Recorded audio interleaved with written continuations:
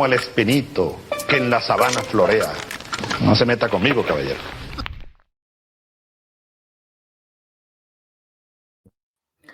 Hola, ¿qué tal, amigos, amigas que nos ven de diferentes latitudes? Ya estamos en otro programa de Disputar el Alba, un esfuerzo entre Barricada TV, People's Dispatch y también de Raíz en México. Hoy no nos acompaña la querida Zoe, aquí le mandamos un abrazote, pero Luciana, ¿tú cómo estás? ¿Cómo andas, Alina? Un placer estar de nuevo con vos. Bueno, lamentablemente hoy no está Zoe, pero seguramente el lunes que viene la tengamos también nuevamente en Disputar el Alba. Así es, y pues vamos a seguir con estos temas que me encanta cómo hemos estado tratando de abordar muy completos, ¿no? No solamente con lo efímero de las noticias, así que bueno, ¿con qué vamos hoy, Lu? Bueno, hoy vamos a hablar de Ecuador.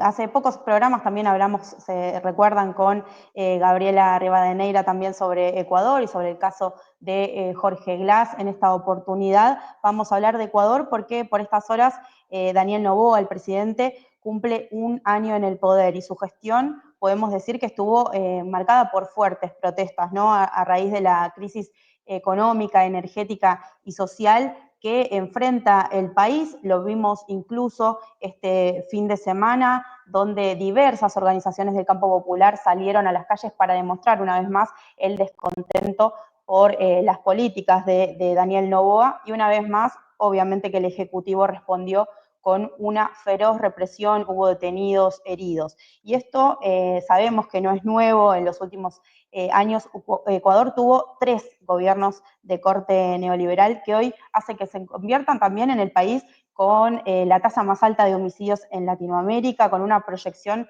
económica que según el Fondo Monetario Internacional tiene un crecimiento de solo el 0,3%, y a pesar de esto el gobierno decide seguir aumentando el costo de vida también para los ecuatorianos y las ecuatorianas, por ejemplo, subiendo el IVA, ¿no? Del 12 al 15%, aumentando el combustible, militarizando el territorio, con un presidente que vimos también, Alina, adicto a decretar estados de excepción, ¿no? Donde obviamente quedan suspendidos muchos derechos de los ciudadanos, como por ejemplo la libertad de reunión también, ¿no? En nombre todo esto de contra el crimen organizado en el país. Y esto comenzó con Lenín Moreno, siguió con Guillermo Lacio y hoy con Noboa. Las 3 presidencias adoptaron un modelo que depende de los acuerdos que se alcanzan con el Fondo Monetario Internacional y con apagones que en algunos casos duran hasta 14 horas por día, una fuerte escalada de la violencia y la inseguridad en el país que también azotan, ¿no? Y quienes nos siguen desde México, tal vez este nombre de Daniel Noboa les suene mucho más, o empezó a sonar mucho más aquí en México, luego de que este mandatario pues decidiera tomar la decisión de invadir la Embajada de México para secuestrar al que fuera el vicepresidente ecuatoriano Jorge Glass, una maniobra que hay que destacar, ni la dictadura de Pinochet se atrevió a ello. Y bueno, en este contexto que nos cuentas, Luciana, de protestas, de descontexto, Noboa buscará la reelección en los comicios generales de febrero próximo. Son 15 los candidatos para el periodo electoral 2025-2029, luego de que la justicia electoral inhabilitara a Jan Topic, un empresario admirador, entre otras cosas, de Nayib Bukele. Y bueno, entre las principales candidaturas están la de Luisa González, de la Revolución Ciudadana, quien ya había participado también en elecciones pasadas, y pues también representa a este proyecto, a este partido que gobernó desde 2007 hasta 2017, un poco ya vemos que les arrebataron la justicia y hizo lo que tuvo que hacer, ¿no? Para desviar el camino, les arrebataron el partido, bueno, pero fue el proyecto, insisto, que gobernó del 2007 hasta el 2017 con Rafael Correa a la cabeza, y por eso vamos a hablar hoy de esta situación, de lo actual, de lo que se viene para Ecuador en la recta final para pues ya prepararse para las elecciones en este país. Y vamos a hablar y le damos la bienvenida a Virgilio Hernández, actual vicepresidente del Parlamento Andino y alguien que vivió de primera persona la persecución política. Virgilio, pues te agradecemos mucho que nos acompañes el día de hoy. Vamos a ver si está por ahí. Ahí está. Virgilio, muchas gracias. Un gusto poder conversar con ustedes, un gusto poder hablar con ustedes y a través suyo con muchos hermanos, hermanas ecuatorianos, latinoamericanos y ciudadanos del mundo. Siempre es un gusto poder conversar con ustedes. Pues muchas gracias, Virgilio, bienvenido, y pues preguntarte en esta primera recta, ¿cuál es tu balance? Empezando, ya ponía en contexto Luciana varios gobiernos neoliberales, pero tu balance de este año de la llegada de Daniel Noboa, ¿hay Estado de Derecho en el país? ¿Qué situación se ve por allá? A ver, yo creo que el Ecuador se describe en este momento solo contando lo que pasa aquí en el país. Es un país de la oscuridad, un país en el que en este día, y ya casi los ecuatorianos agradecemos cuando días como hoy hay apagones de 6 horas durante el día, 6 horas de apagones, pero hasta la semana anterior teníamos 8 y existieron semanas en las que prácticamente teníamos 18 horas de apagones, porque venía la energía eléctrica de 12 de la noche a 6 de la mañana. Sí, indudablemente, entre 12 de la noche y 6 de la mañana, nadie va a recuperar sus actividades, ni laborales, ni domésticas, para poder realizar lo que no se puede hacer cuando hay cortes. Es un país en el que se vive a oscuras, un país sin futuro, un país sin esperanza. Ha disminuido también la expectativa respecto del futuro de los ecuatorianos y ecuatorianas, un país en una profunda crisis económica, sin inversión pública, sin inversión privada, un país en el que encima se disminuyó la capacidad de compra de los ecuatorianos, porque se aumentó el impuesto al valor agregado y se aumentó el IVA del 12 al 15%, con el argumento de que estos 3 puntos iban a servir para combatir la inseguridad. Pero todos sabemos que eso solo era la fachada de lo que realmente constituía una imposición del Fondo Monetario Internacional. Y ya los ecuatorianos y los latinoamericanos sabemos qué pasa cuando el Fondo Monetario Internacional interviene. Generalmente los resultados para las economías, para la gran parte de la población, es peor de la solución que inicialmente se quiso corregir. Entonces es un país que tiene múltiples crisis, es un país sumido en una profunda crisis económica, sin inversión pública, sin inversión privada, un país con una profunda crisis energética en el que hemos tenido que tener horas de apagones. Esta semana tenemos apagones programados de 6 horas, pero hemos tenido que soportar hasta de 12, 14 y, como digo, en la práctica 18 horas de apagones. Es un país con una profunda crisis de seguridad. En este año el Ecuador va a ser el país de la región más violento. Colombia va a llegar seguramente al fin de año con 25 muertes violentas por cada 100.000 habitantes. El resto de países de la región andina, Perú, Bolivia, Chile, van a estar en torno a 5 muertes violentas por cada 100.000 habitantes. Y aquí en el Ecuador vamos a tener entre 35 y 37 muertes violentas por cada 100.000 habitantes. Este es el país. Además, han aumentado los secuestros, han aumentado las extorsiones, los secuestros extorsivos, crece también la trata de personas como uno de los delitos de mayor significación en el Ecuador y la región.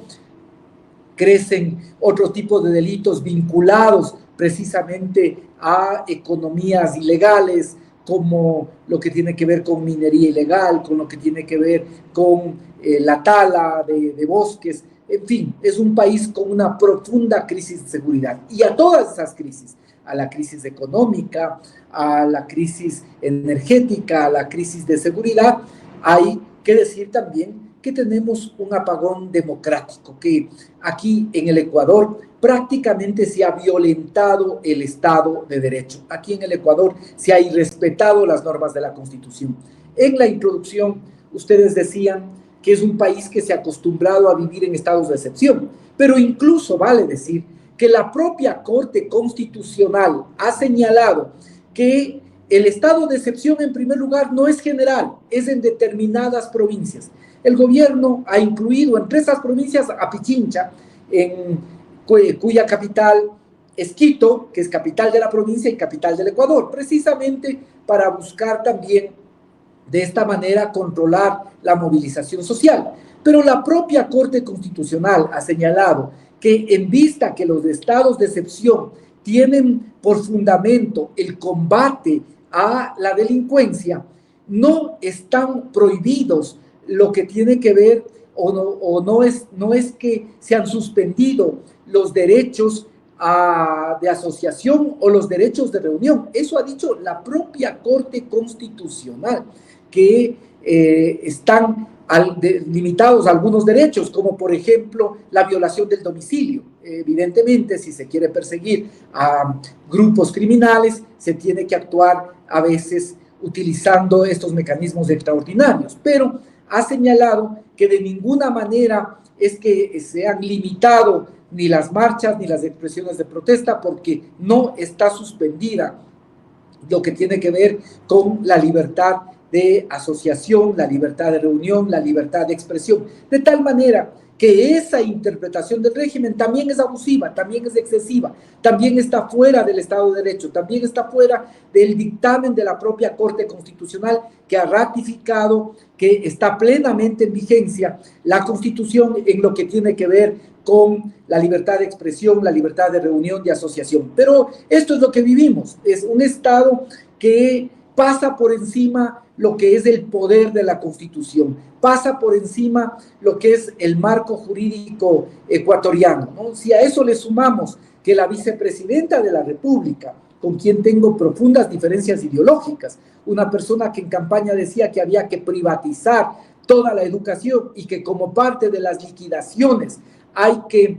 entregarles las escuelas y colegios a los maestros, ¿sí? Evidentemente es una persona con la que tengo una distancia enorme desde el punto de vista político e ideológico. Pero sin embargo, no hay que dejar de decir que esa vicepresidenta ha sido en la práctica destituida por un proceso administrativo, por una ministra, personaje nombrado por el presidente de la República, ha sido en la práctica destituida, ha sido suspendida por 150 días, pero es en la práctica destituir a la vicepresidenta de la República como un sumario administrativo, cuando las causales para poder destituir al presidente y a la vicepresidenta están en la Constitución de la República y nunca pueden ser por un sumario administrativo. O lo que ustedes señalaban, uno de los candidatos también que se dice o que se decía que admira al presidente Bukele, que ha estado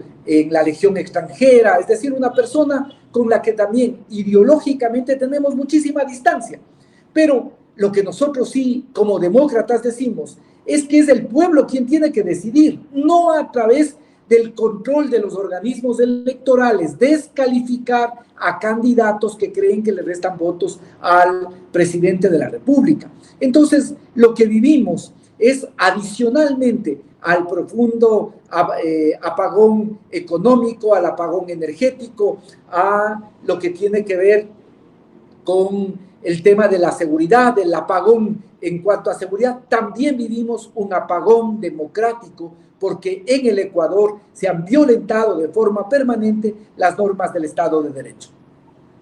Virgilio, vos recién mencionabas uno de los problemas que más aquejan últimamente a la sociedad ecuatoriana, que tiene que ver con la crisis energética.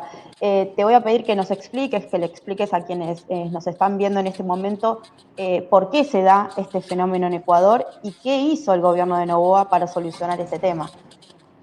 Mira, el gobierno ha culpado, el gobierno ha encontrado culpables en San Pedro, sí, aquí se dice que San Pedro es el que controla o no, si llueve o no. Entonces, la culpa es básicamente de que no llueve. Y segundo, el gobierno de una manera absolutamente irresponsable ha culpado a que básicamente los apagones se provocan porque nuestra matriz energética en un 70% está constituido por hidroeléctricas.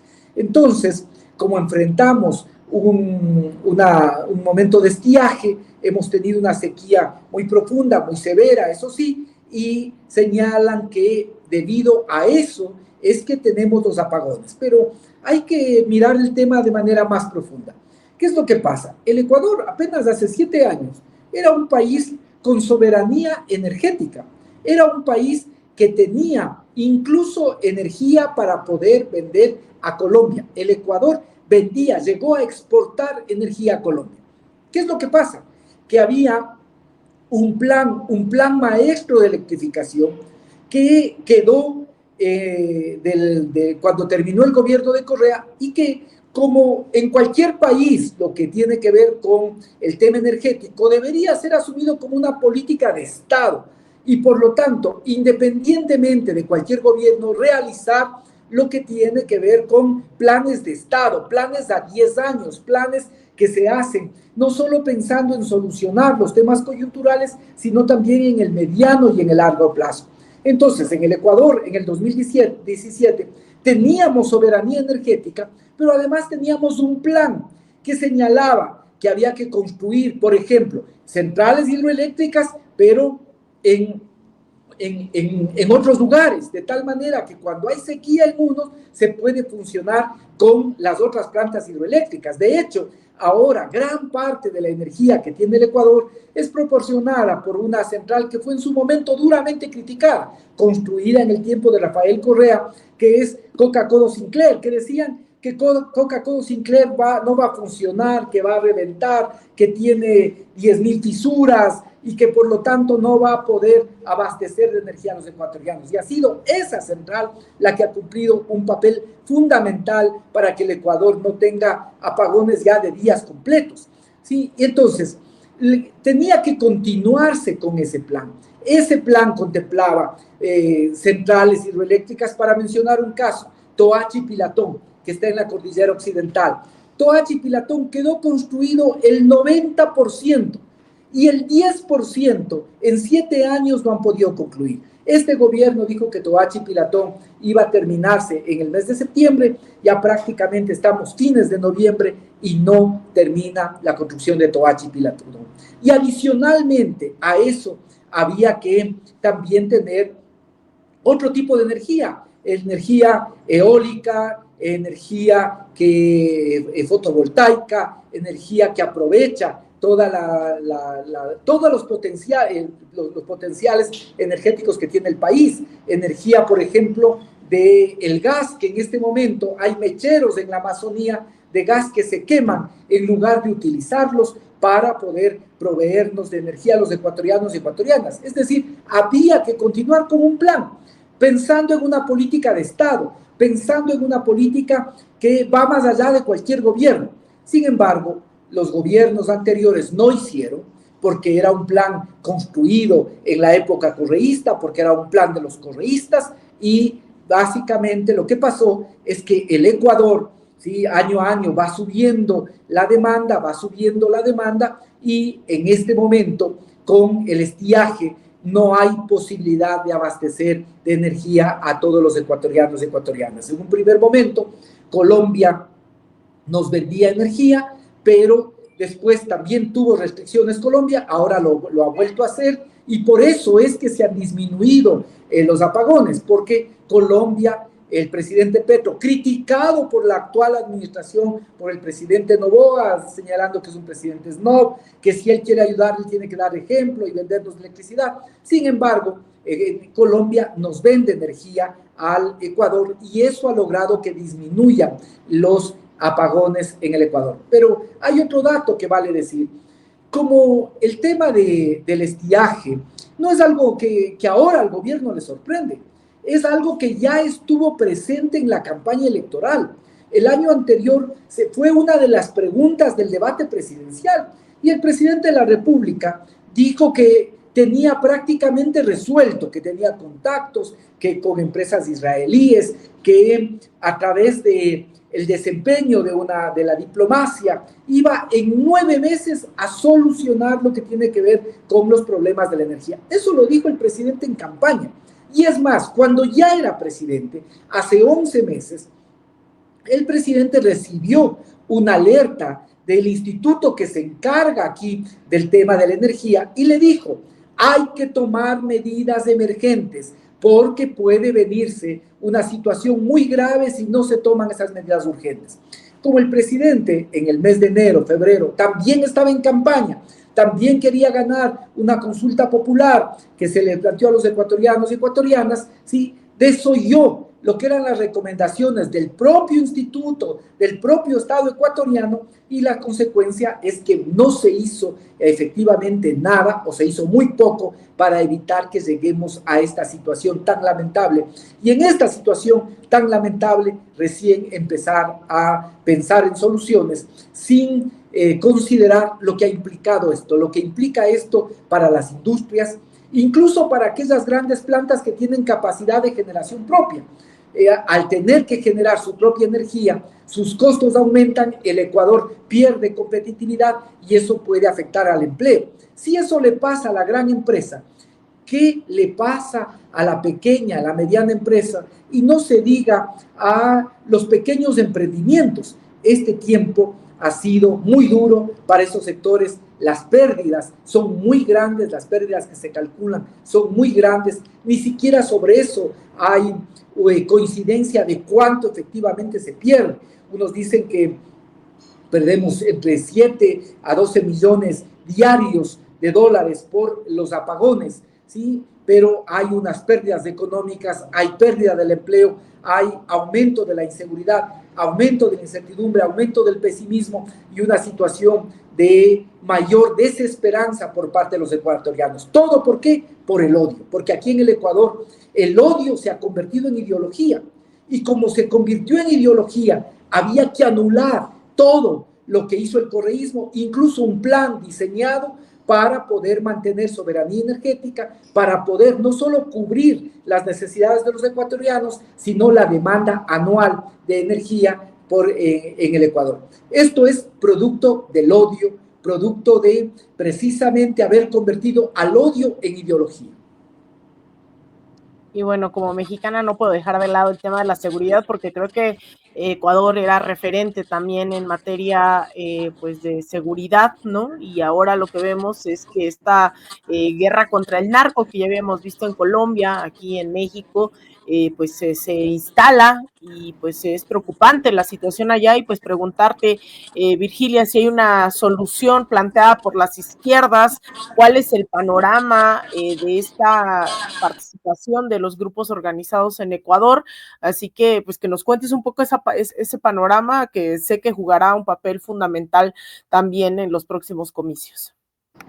El Ecuador igual en el año 2017 estaba el Ecuador entre los 3 países más seguros de América del Sur. El Ecuador era uno de los países más seguros que existía en la región, y ahora se ha convertido en uno de los países más inseguros. ¿Por qué llegamos a esto? Precisamente por no tener una visión y una política de Estado, por haber desbaratado lo que tiene que ver primero con la institucionalidad, haber desbaratado. Lo mismo pasa en el caso de energía, se desbarató la institucionalidad. Miren, la retórica fondo monetarista, la retórica de estos organismos de que había que achicar el Estado. Bueno, se suprimió el ministerio que podía atender y se juntó ese Ministerio de Electricidad con el Ministerio de Energía y Minas.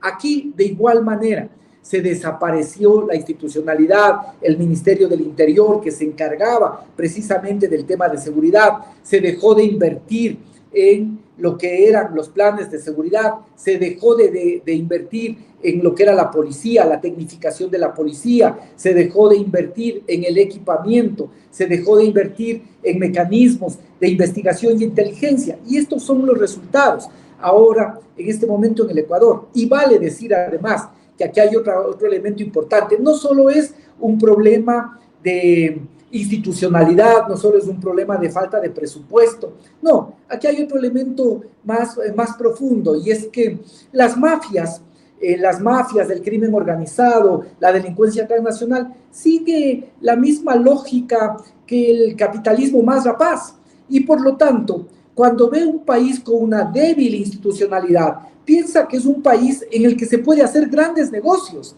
y eso es exactamente lo que pasó en el Ecuador. En estos 7 años hemos tenido la penetración de grupos, de de carteles vinculados muchas veces precisamente con México, con otras latitudes, que han empezado ya no solo a actuar, sino que han convertido al Ecuador en su centro de operaciones. Esto hay que decirlo con claridad. Y tenemos penetración de estos carteles, de estos grupos mafiosos, de estos grupos de delincuencia organizada al más alto nivel del Estado. Hay penetración, y esto es lo que precisamente se ha analizado en estos últimos meses a nivel de la propia Fiscalía, de la Justicia. Hay penetración en la propia fuerza pública, en los distintos niveles del Estado, pero también en las distintas actividades que realiza el sector privado. No es que el narcotráfico solo se incrustó en el Estado, en las instituciones del Estado, no, sino también en lo que es las iniciativas y las acciones privadas, fundamentalmente en lo que tiene que ver con el lavado de activos. Esto es importante señalar. Como el país, el Ecuador, es un país dolarizado, entonces el país se ha convertido en una lavandería profesional para el lavado de activos. Entonces, hay dos elementos aquí fundamentales que reseñar. Primero, el Ecuador ahora es el país que más droga envía hacia puertos europeos. Por cierto, las capturas que se hacen de droga en Europa, ¿cuál es el origen de esa droga? Básicamente del Ecuador, de lo que se captura, ¿sí? De lo que se captura. Significa que lo que ingresa es proporcional de alguna forma a lo que se captura. Este es un primer elemento. Y un segundo elemento que hay que decir también es precisamente que hay una ausencia de una política nacional y de una política regional que pueda enfrentar este fenómeno. Esto es muy importante, no hay una política ni nacional. Aquí se nos habla de un plan Fénix, pero nadie conoce los ejes del plan Fénix. Cuando se le pregunta al presidente o cuando alguna vez algún periodista por casualidad le topa este tema a la ministra, ¿sí? O cuando acude al Congreso, presenta un libro y dice, no, este es el plan Fénix, aquí está el plan Fénix, pero es secreto.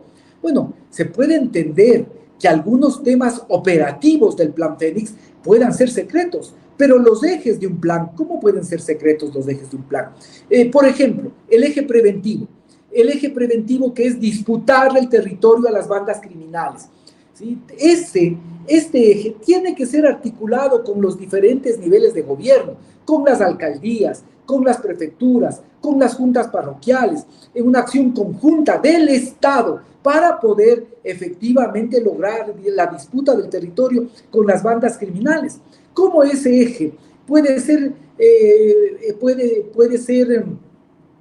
secreto? ¿Cómo ese eje tiene que ser manejado en la absoluta confidencialidad? No, esto es imposible, porque de esa manera no se logra que el conjunto de gobiernos autónomos descentralizados, de gobiernos subnacionales, se involucren en el eje preventivo. Y lo mismo podríamos decir sobre los otros ejes, el eje de inteligencia, el eje de investigación, por lo menos los ejes deberíamos saber. No hay un verdadero plan en el Ecuador y, por otro lado, no hay tampoco una acción regional.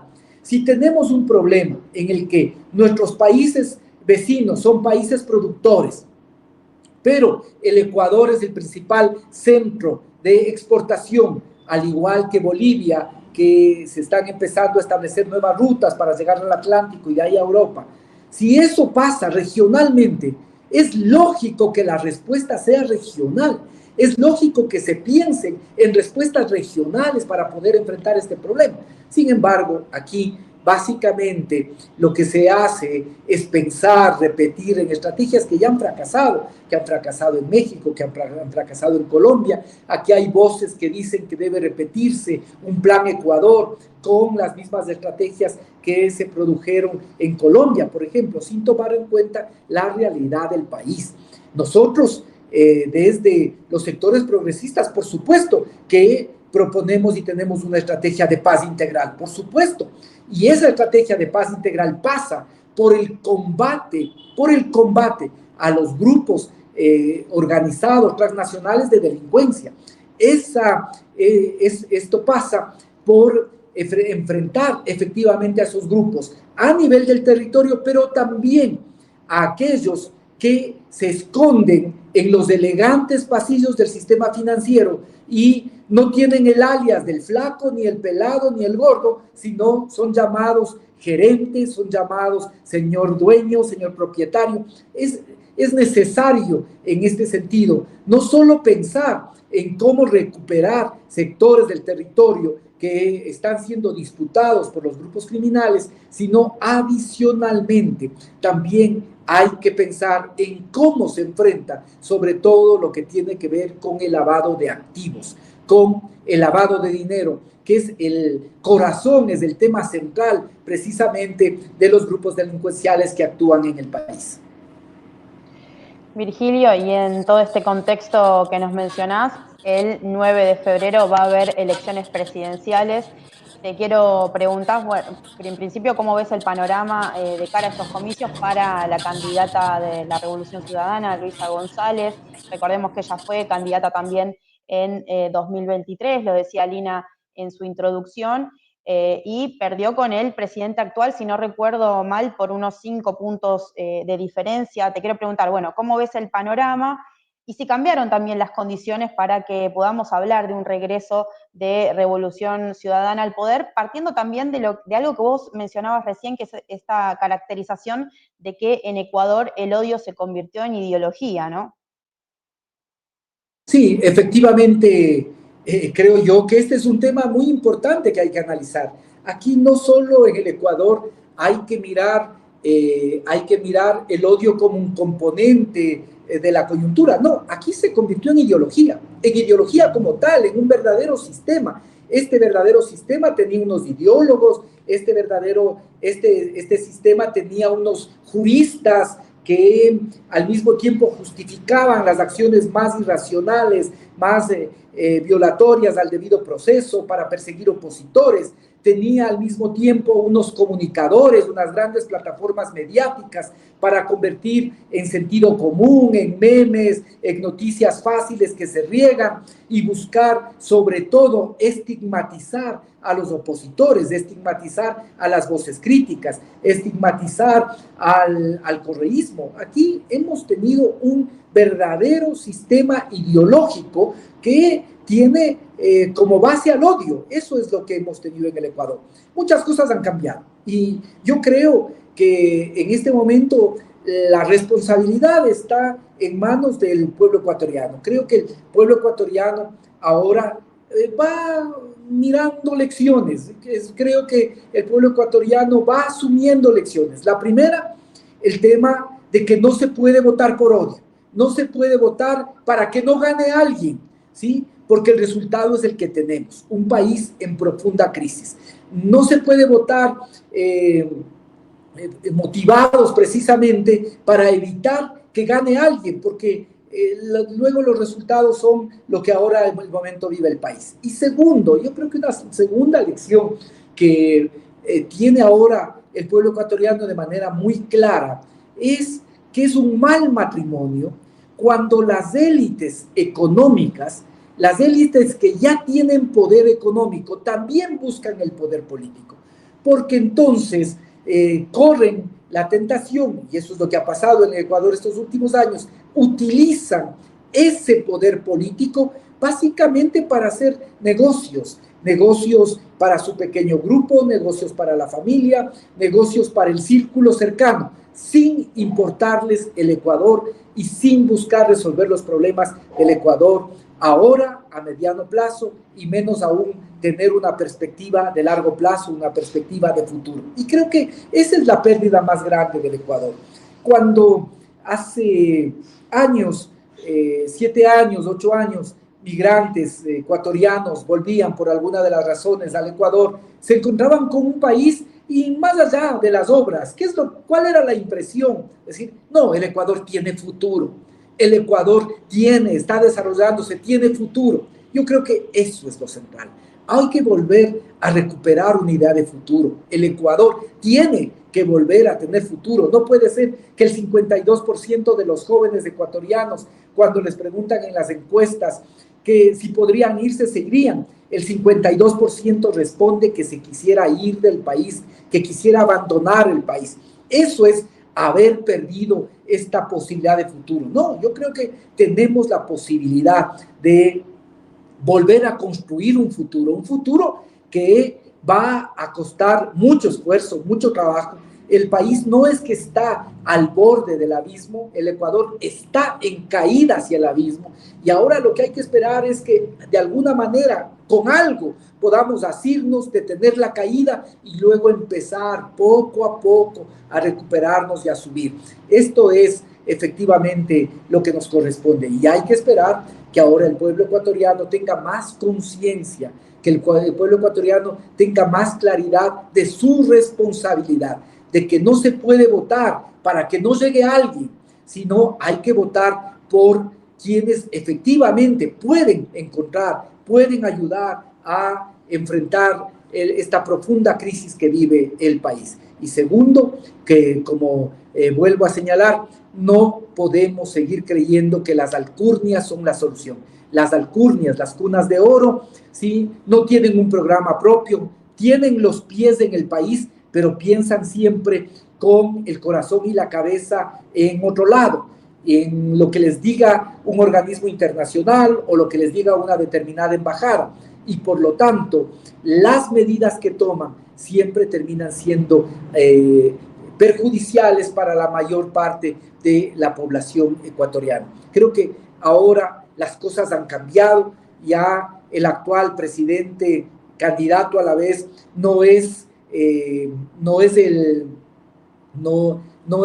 la persona que aparece como outsider ahí, que puede cubrir el panorama. No, creo que en este momento ya sabemos lo que ha hecho y sobre todo sabemos lo que no ha hecho el presidente de la República. Un país en crisis, como he señalado, un país además con un profundo descrédito a nivel internacional. Acabamos de pasar la cumbre iberoamericana, ¿no? La cumbre iberoamericana. De 23 presidentes, de 23 mandatarios, ¿sí?, únicamente 4 estuvieron presentes, 4, ¿sí?, 4.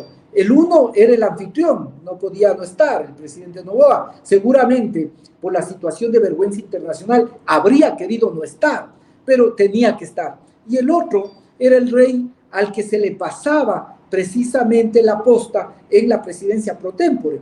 Entonces, esto da cuenta de que esta situación de crisis también se vive en el espectro internacional por esta política errática, por esta política de irrespeto al Estado de Derecho, de irrespeto a los tratados internacionales, como lo sucedido, por ejemplo, con la embajada mexicana. Sí, todo esto ahora ya está presente, ya está en el debe del presidente de la República, y creo que eso va a llevar a una reflexión mucho más sensata, mucho más madura por parte del pueblo ecuatoriano.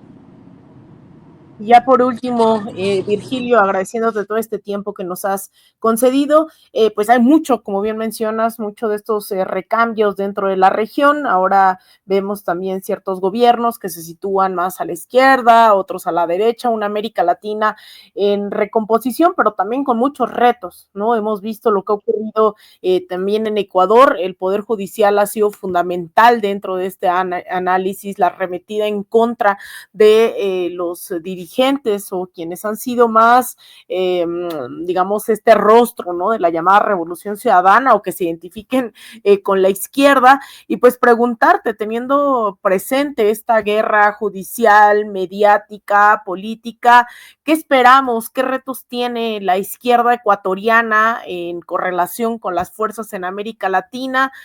Pues pensando también los límites que ya tuvieron estos gobiernos progresistas. Así que, ¿qué ponemos sobre la mesa para las izquierdas ecuatorianas? Vivimos en el Ecuador. Ya recuperar la democracia, recuperar el Estado de Derecho, termina siendo una propuesta radical.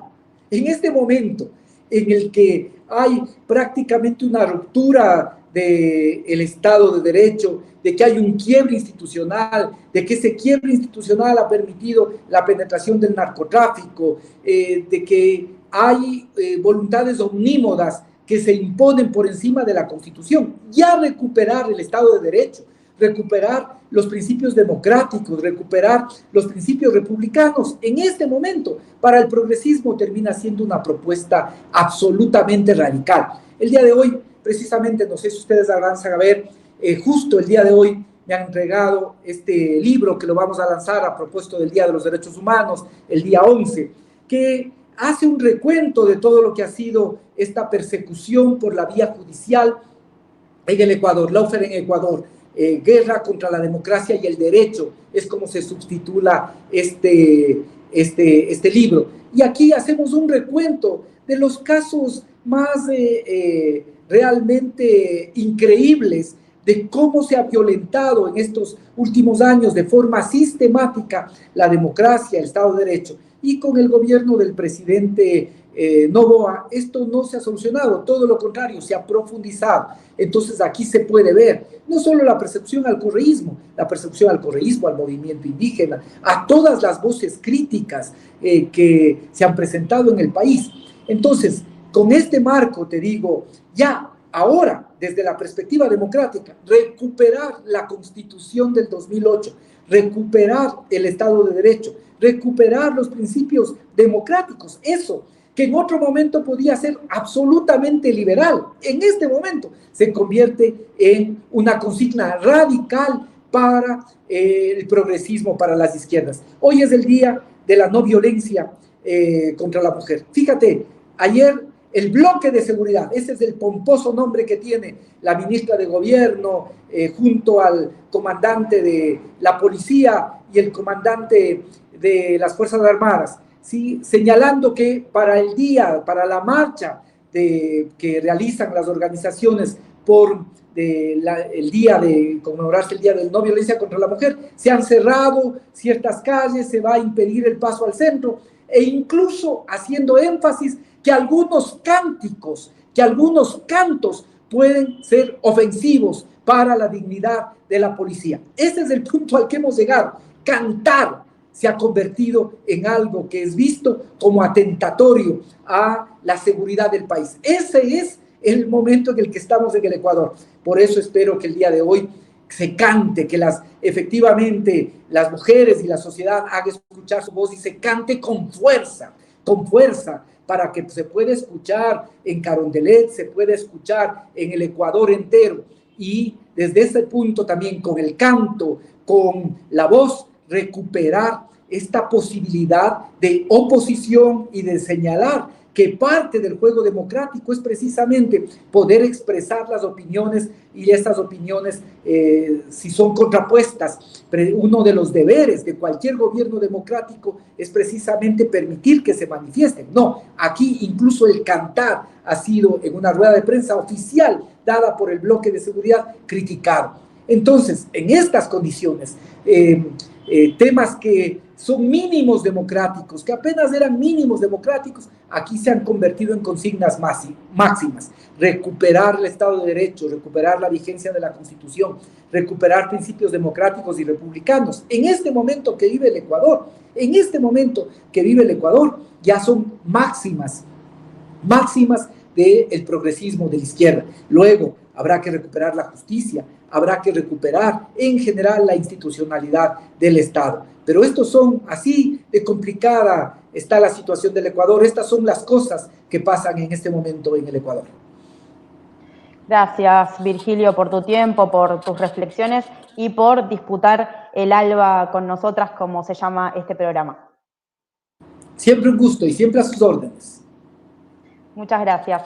Bueno, nosotras seguimos, Alina, si te parece, voy a comenzar hablando me vengo al sur del continente. Ayer tuvimos una alegría en el Río de la Plata.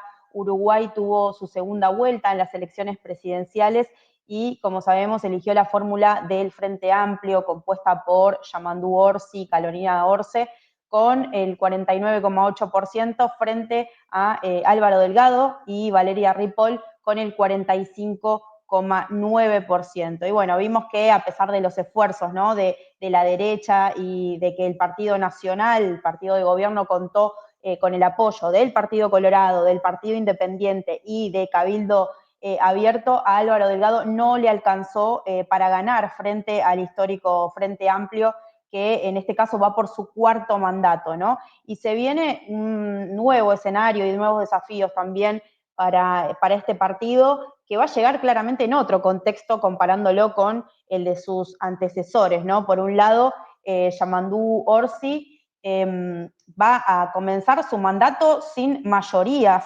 ¿no? En diputados al menos, sí en senadores, pero tendrá que dialogar, ¿no? con la oposición para poder contar completamente con el apoyo, ¿no? Del poder legislativo cuando arranque su presidencia el próximo 1 de marzo. Por otro lado, parte de los desafíos, algunos temas clave que preocupan también al pueblo uruguayo son la desigualdad y la corrupción, que podemos decir que son dos marcas de época que se acentuaron, ¿no? Con el gobierno de Luis Lacalle Pou en estos últimos años. Y por último, bueno, un presidente electo que además se cansó de demostrar también su voluntad de diálogo, ¿no? Con amplios sectores que, bueno, podríamos decir que a priori no está mal, pero sí deberá atender primero las urgencias de los sectores más postergados de Uruguay, y además sumar acá un comentario que hablábamos también en su momento en algunos programas anteriores de cara a la primera vuelta, en una campaña que tuvo poco vuelo político y algo que obviamente prende las alarmas de los sectores de izquierda en el país. Voy a destacar dos ejes, Alina, si te parece, que marcó nuestro colega Nicolás Centurión en una nota que sacó en las últimas horas, que pueden buscar también en el portal CLAE, que recomendamos claramente. Bueno, Nicolás se pregunta ahí a qué responden, ¿no? estos resultados. Y dice que la primera responsabilidad es justamente del presidente Luis Lacalle Pou, que a pesar de que llegó a esta instancia con una alta aprobación, se pueden ver números muy claros de su gobierno, ¿no? Un 95% de los hogares uruguayos, dice nuestro colega Nicolás, perdieron poder adquisitivo en un contexto de crecimiento también de la inseguridad, de la violencia, el narcotráfico y con escándalos de corrupción que lo tienen al mismísimo presidente también de protagonista. Y esto es clave no solo para entender por qué ganó Orsi, como venía diciendo, sino también cuáles tendrán que ser los temas de la agenda frente a estas elecciones. En esa línea, la campaña de Orsi estuvo marcada también por su compromiso con las políticas de vivienda, por gestionar para bajar los altos grados de pobreza que se están viviendo en el país y para combatir la delincuencia. Y por último, otro de los ejes que también menciona Nicolás en su nota, y que elijo porque me parece importante en este contexto regional y haciendo una lectura también desde Argentina, es que estos resultados demuestran justamente que la sociedad uruguaya puso en valor a un hombre de la política, dice él, ¿no? Alejado del show mediático, muy distinto a lo que terminó eligiendo el año pasado, en diciembre del año pasado, el pueblo argentino. Y algo también parecido, creo que ahí es lo que marcó Orsi también en su discurso triunfante de ayer, cuando agradeció, digo textuales palabras, a quienes hicieron de la militancia política un ejemplo a nivel nacional y continental, dijo él, ¿no? En referencia claramente a la campaña que se realizó a nivel territorial para el Frente Amplio. Bueno, una alegría, el Frente Amplio vuelve al poder, hubo una fiesta popular muy grande por la llegada a la presidencia de este docente y ex intendente del departamento de Canelones. Te paso la palabra, Lina. Pues mira, estamos ahí con lo positivo, pero también lo negativo de algo que implica pues un tema que ya hemos abordado en todos nuestros espacios, a diferencia de muchos otros medios, que es el tema de Palestina. No quisiera dejar, ¿no? Se viene este viernes el Día Internacional de Solidaridad con Palestina. Todos los 29 de noviembre salíamos unas cuantas personas a decir alto a la ocupación. Espero que se presenten jornadas amplias, ya son varias organizaciones, movimientos que están llamando a salir, sea el 29 o estos días también en contra de la intensificación de este genocidio, en el cual hay que volver a insistir, pues la propia oficina del Alto Comisionado para los Derechos Humanos de Naciones Unidas ha dicho que el 70% de las víctimas mortales de esta guerra en contra de Gaza son mujeres y niños. No es menor, considerado que ya se habla de que en este último año y un mes, van más ya casi un año, 2 meses, son 43,000 personas las que han sido asesinadas, y esta cifra lamentablemente va incrementando o se queda corta toda vez de que no sabemos cuánta gente queda pues debajo de los escombros, y también se suman las víctimas mortales de estos misiles que Israel ha decidido enviar también hacia Líbano, atacando fundamentalmente a civiles. En el marco de todo esto, hace unos días veíamos una buena noticia, decía yo, que vamos a ver los alcances, las limitaciones que puede llegar a tener o la pues materialización de esta sentencia que ha emitido el Tribunal Penal Internacional en contra de Benjamin Netanyahu y Yoav Gallant, su ministro de Defensa, quienes se han convertido en los primeros dirigentes con órdenes de arresto por este tribunal, y obviamente pues también pone en jaque a varios de sus aliados, ya que pues esto pues tendrá, ¿no? Que si Netanyahu y el susodicho también andan en sus países, tendrían que detenerlos. Eso, bueno, evidentemente sabemos que va a ser complicado, sin embargo, también esto es producto de una clara presión de los pueblos, de gobiernos también, como el de Sudáfrica, el de Colombia, que han insistido también, o incluso México, que también ayudó ahí a meter junto con Chile y todas las contradicciones que puede existir en ese sentido, para que se notificara que lo que ocurre en Palestina es un genocidio. Esto evidentemente no solo no lo ha tomado a bien Benjamin Netanyahu, sino que hemos visto también la intensificación en los últimos días de estas masacres en contra del pueblo palestino, que lamentablemente pues se pierden ya la cuenta de cuántos bombardeos han ocurrido en tan solo este año, más allá de lo que hemos visto desde 1948. Y obviamente de vergüenza total los medios de comunicación, por ejemplo, El País reporta estas órdenes del tribunal, diciendo que se ha convertido este jueves en los primeros dirigentes de un país democrático apoyado por Occidente, con órdenes de arresto por el tribunal. La decisión por su presunta responsabilidad en crímenes de guerra y contra la humanidad en Gaza desde octubre de 2023 los coloca en la misma liga que el presidente ruso. Ante todo, tenemos que hablar de Putin antes que de este genocidio, y bueno, ya también hablaremos, veo que necesitamos hacer bastante énfasis también desde otras perspectivas, evidentemente, de lo que está pasando en Ucrania, y bueno, también la noticia que es así, todos los medios traen, es las declaraciones del ayatollah Ali Khamenei de Irán, quien dijo que era insuficiente el mandato de arresto de la Corte Penal Internacional contra Netanyahu y estimó que el primer ministro merece una condena a muerte. Eso sí es titular en todos los medios de comunicación, y no los más de 40,000 niños, niñas, mujeres, hombres asesinados en el último año en Palestina. Así que con eso cerramos este día, disputar el alba, también pues llamando a combatir también la violencia de género con una perspectiva de clase, claro está, que vemos a muchas feministas, ¿no? Desde la derecha, hoy sí alzando la voz, pero pocas veces denunciando también este sistema patriarcal del cual son cómplices, y a la primera votan en contra de todos los derechos de las mujeres, y de repente se preguntan por qué hay violencia, y ni qué decir desde allá, un país donde se ha recortado al 0% el presupuesto hoy Javier Milei para combatir la violencia de género. Entonces, pues también eso, seguir luchando, ocupando las trincheras y disputar el alba de forma antipatriarcal, antiimperialista y anticapitalista. Así que, sí, Alina, y me quedo con una reflexión de lo que vos hablabas recién sobre Palestina, ¿no? Porque decías cómo defienden los medios de comunicación a un presidente como Benjamín Netanyahu, un país que además se creó ocupando territorios, ¿no? En 1948, esa es la lectura que hacen los medios de comunicación. Por suerte hay una presión de la comunidad internacional, como decías, que tiene otras cosas para decir, y muy importante también que existan espacios como este, ¿no? Que tiene el valor de posicionarse contra Israel a pesar del lobby sionista en nuestros países, que es muy grande, y también de nombrar las cosas como son, ¿no? Lo que está sucediendo en Palestina es un genocidio y así hay que mencionarlo.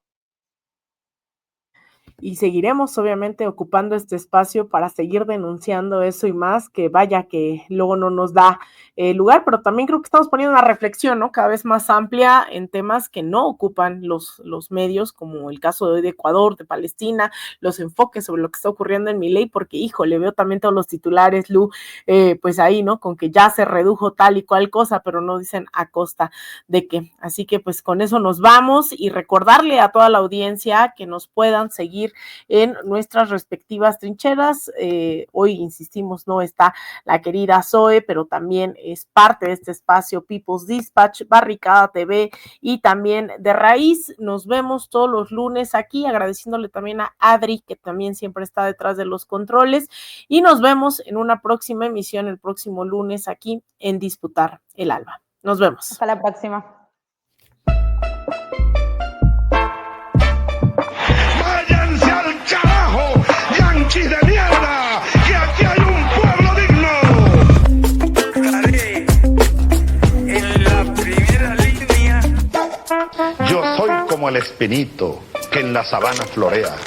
No se meta conmigo, caballero.